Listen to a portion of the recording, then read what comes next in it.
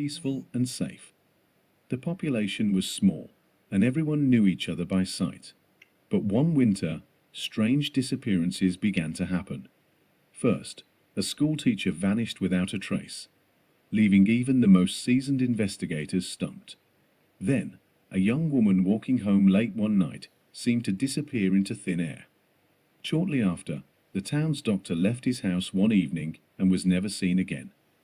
All attempts by the police to find any trace of the missing ended in failure. With each disappearance, the town grew more uneasy. People stopped going out at night, and children feared being left alone. Parents told their kids stories of spirits and curses, trying to explain the strange events. But it only made the fear stronger. Several months passed, and it seemed that the disappearances had finally stopped. However, calm is often deceptive.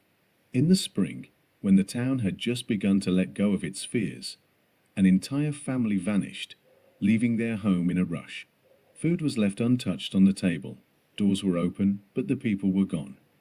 A local journalist and investigator, Edward Mason, decided to dig deeper. He noticed that all the disappearances had occurred within the same area. What disturbed him most was that each missing person had something in common shortly before disappearing. They complained of strange visions, nightmares, in which something dark and sinister watched them from the shadows. Edward turned to the Old Town archives, where he uncovered a legend about a sunken settlement. Years ago, a town had existed in the same spot as Lakewood, only to be swallowed by a great flood. Locals often claimed that in the stillness of the night you could hear the echoes of those who had drowned. This place was known as the Town Beyond.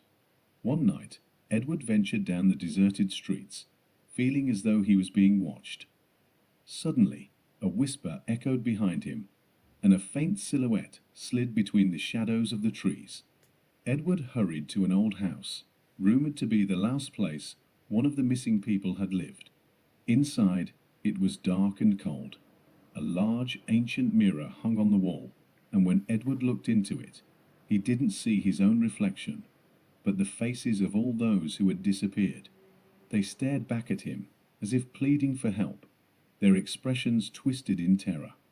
Edward realized that those who disappeared hadn't just vanished. They had become part of this cursed place, part of the town beyond, where time and space blended together. Shortly after, Edward himself disappeared, and he was never seen again.